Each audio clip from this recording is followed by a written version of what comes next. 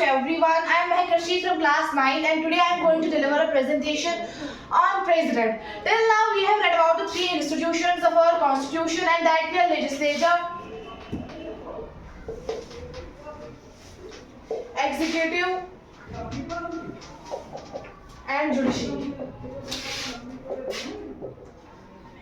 These were the three institutions, and in executive we have read about its 5 parts.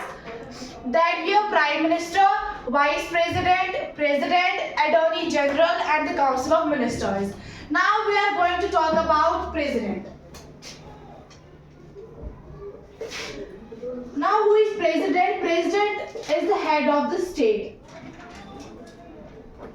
Here state means country. President is the head of the country. And the president is considered to be the first citizen of the country. First citizen. And president is the nominal head. While as prime minister is the real head, but the president is the nominal head of the country. Now what is the function of president? President supervises the overall functioning of all the institutions in the country.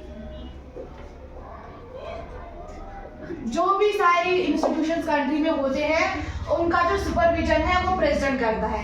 अब president को elect कैसे किया जाता है? President को elect करते हैं elected members of parliament and elected members of legislative assembly.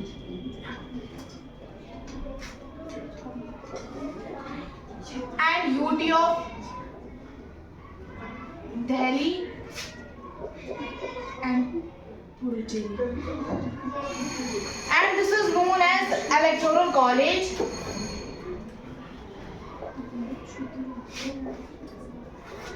तो जो प्रेसिडेंट है उसको इलेक्ट करते हैं elected members of parliament and elected members of legislative assembly. Because we know जो लोकसभा है उसमें 545 मेंबर्स होते हैं और राज्यसभा में 245 मेंबर्स होते हैं.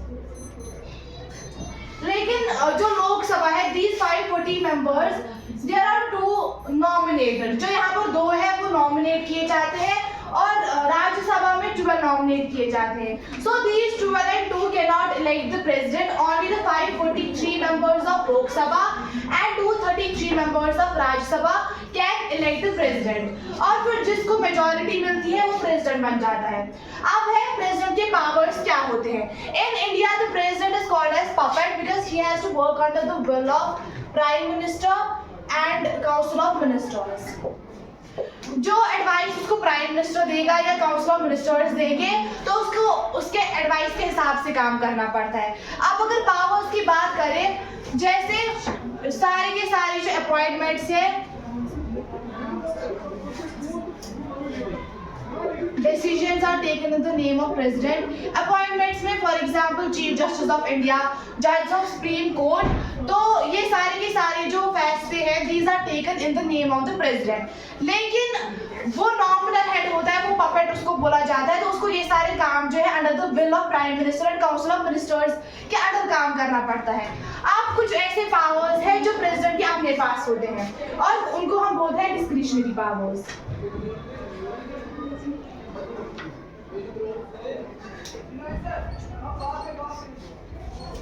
जो प्रेसिडेंट के अपने पास पावर्स होते हैं उनको डिस्क्रिशनरी पावर्स बोलते हैं और उनमें से आता है जो प्रेसिडेंट है वो अपॉइंट कर सकता है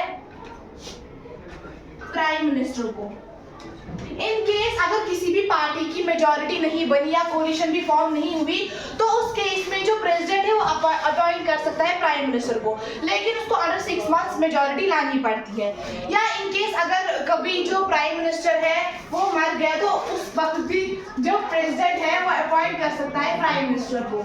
फॉर एग्जाम्पल जो इंदिरा गांधी है वो 1984 में when she was dead, तो उसके बाद जो प्रेसिडेंट है उसने अपॉइंट किया था प्राइम मिनिस्टर को. So these were the discretionary powers of president जो उसके अपने हाथों में होती है. while जो ये powers होती हैं ये अपने पास होती हैं बट वो उसको एडवाइस के हिसाब से काम करना पड़ता है जो उसको प्राइम मिनिस्टर और काउंसिल ऑफ मिनिस्टर्स देंगे. So this was all about our presentation. Thank you.